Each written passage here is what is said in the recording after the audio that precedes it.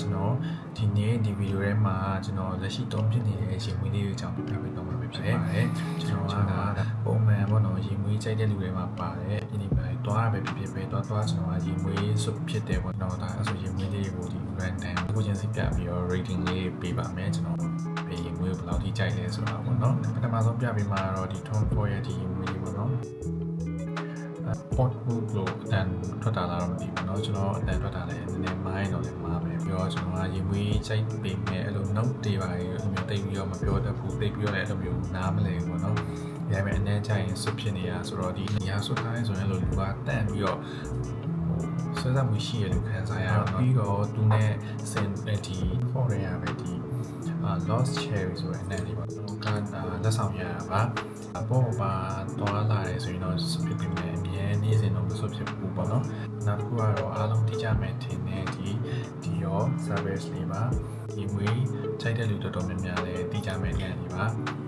အကြလေးတော်တော်များများမကြိုက်တဲ့လူမရှိတော့အောင်ရှားတဲ့အနေလေးပေါ့နော်နောက်တစ်ခုကတော့ဒီရက်ပိုင်းမှာ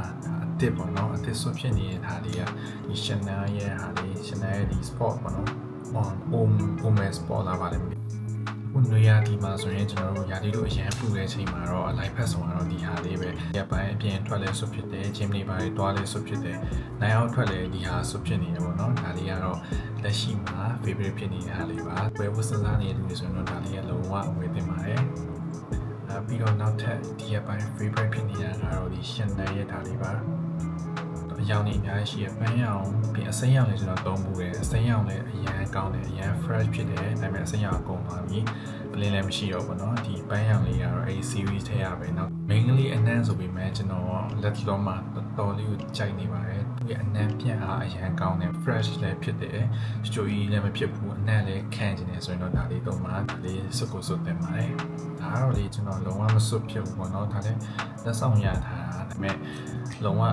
မကြိုက်လို့ပေါ့နော်လုံးဝဒါမစွဖြစ်ဘူးနောက်ထပ်စီတက်နဲ့လုံးဝ quality ကောင်းလေးအနံ့ကောင်းလေးလို့ရှင်နေဆိုရင်ဒီ brand လေးရှိရဒီလားဒီအစိမ်းရောင်လေးရလေးလုံးဝ fresh ဖြစ်တယ်ကျွန်တော်စွတာကုန်တော့ကုန်သွားပြီအော်ကြိုက်လို့ဆိုပြီးတော့နောက်ထပ်ဒါလေးကိုလည်းထပ်ပြီးဝယ်လိုက်တယ်အိမ်မှာနေတဲ့ချိန်တို့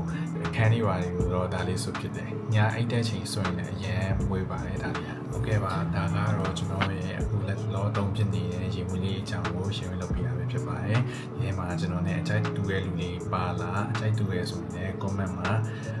မှန်လို့ရပါတယ်ပြီးတော့ကျွန်တော်ဘာရေမွေးလေးကောင်းလဲဆိုတာလည်းကျွန်တော်မှန်ခဲ့လို့ရပါတယ်အားလုံးပဲကျေးဇူးအများကြီးတင်ပါတယ်ခင်ဗျာ